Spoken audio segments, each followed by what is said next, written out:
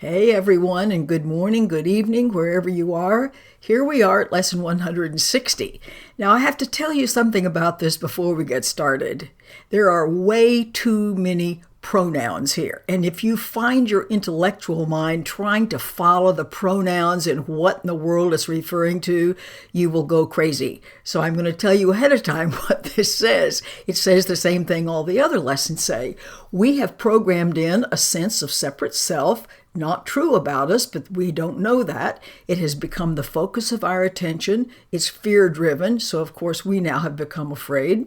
It has taken attention away from the loving, whole, unified self that we actually are and where we are, so to speak. All of this has to be reversed. No problem. We've just forgotten what we are. We haven't ruined what we are. And when we ask for help, we get it. Okay, that's the basic storyline of this. And so now we will get started. Lesson 160 says, I'm at home. Fear is the stranger here. It says fear is a stranger to the ways of love. Well, of course, that would be because fear is actually the absence of love. They are opposites, just like dark is the absence of light. So identify with fear, your ego, and you will be a stranger to yourself, and then you will be unknown to yourself. And so what is your real true self just seems to be alien to the part of you that thinks it's real. That's your ego programming that started when you were born and before, but different from who you really are. So who can be sane in such a circumstance? Who but a madman could believe he is what he is not? In other words, the reality of us now has been reduced to believing we're an ego, and judge against himself. Okay, so this is now about decoding our ego programming, which seems to be a separate self, and its care and maintenance has become our obsession. It's based on guilt and terror, most of which is unconscious, and so most of us spend a lot of our lives asking, who am I? As if this is a mystery.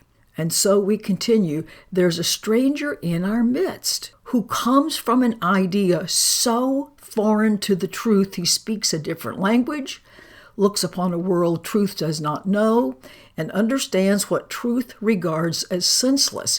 Well, the stranger in the midst, of course, is the self-concept based on a separated state, based on the idea that we might be able to leave home. And so we have hallucinated and now don't know how to deal with the fearful world that is the result. Stranger yet, he, the ego, does not recognize to whom he comes. Conscious awareness, the observer, that's where he comes, and yet he maintains this home belongs to him. In other words, I, the ego, am real, while he is alien now, who is really at home. In other words, our own loving nature seems unreal and not here and in everything else. And yet, how easy it would be to say, this is my home. Here's where I belong, and I'm not going to leave because a madman says I must, which basically is saying, look at this crazy programming that I have believed all this time. I haven't questioned it, and I have bowed down before it. Well, I'm not going to do that anymore. That's what that sentence means. So what reason is there for not saying this? What reason is there for not standing up to this crazy idea?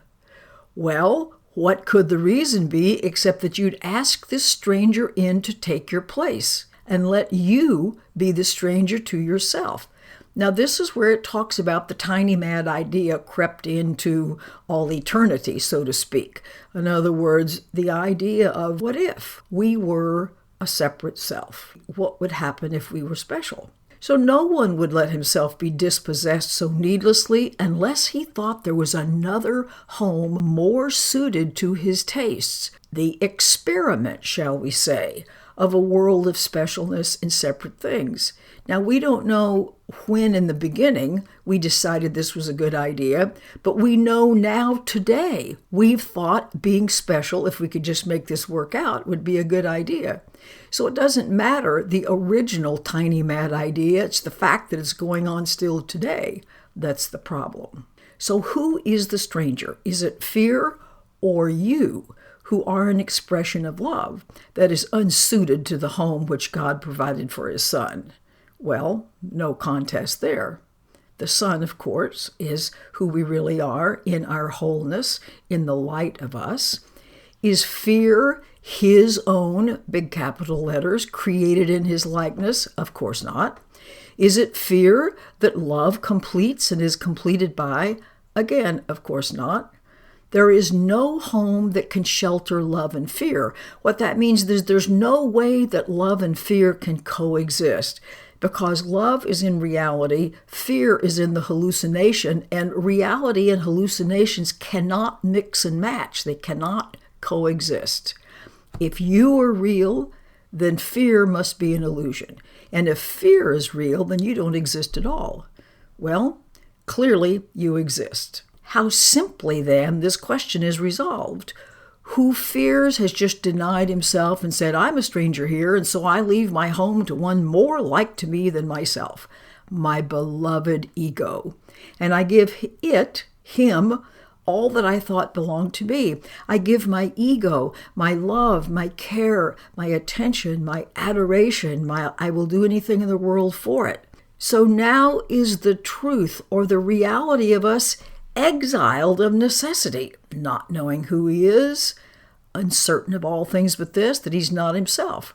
We feel like something is the matter with us, and the home has been denied him. That's when we feel lost and hopeless and unloved.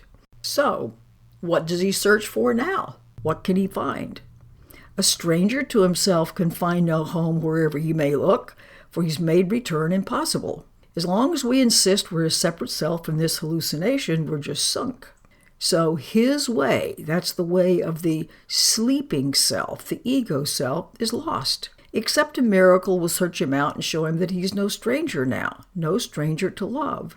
The miracle, seeing with love, will come. For in his home, his self, capital S, the eternal truth of us, remains.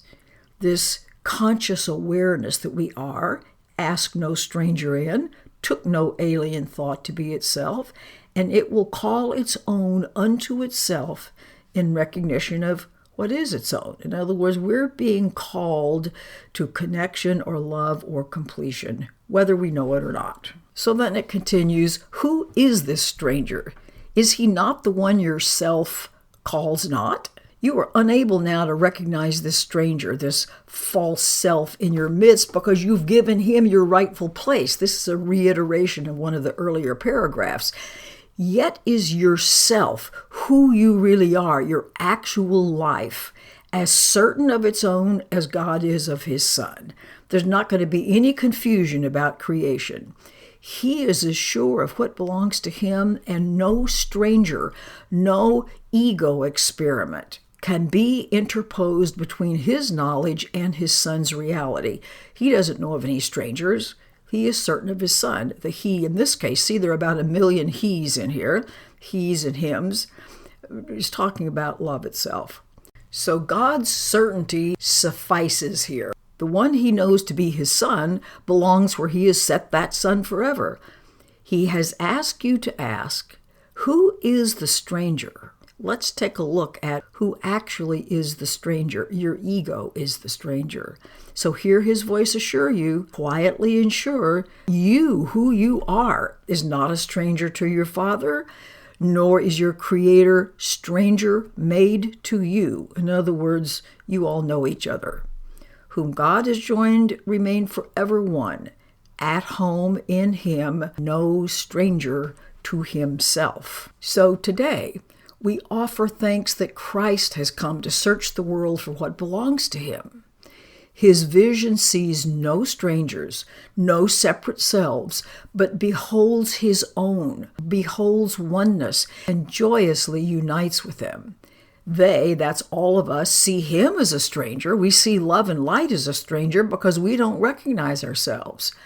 Yet, as we give all of the reality welcome, we remember, and we are led gently home again where we belong. Not one does Christ forget, not one he fails to give you to remember that your home may be complete and perfect as it was established. He hasn't forgotten you. You have not been forgotten and left out. But you're not going to remember him until you look on everything like he does, with love, with compassion, with no grievances, with wanting to see the light in everyone. So who denies his brother is denying him, capital H, and thus refusing to accept the gift of sight, by which this self, this love and light, is clearly recognized. His home remembered, and salvation come, because salvation, of course, is finding your way back home. See, I told you that it seems like clarity was on vacation when this one was written, so I hope that makes sense. Have a wonderful day contemplating the fact that you haven't left home, you haven't ruined anything, you're still loved. Bye for now.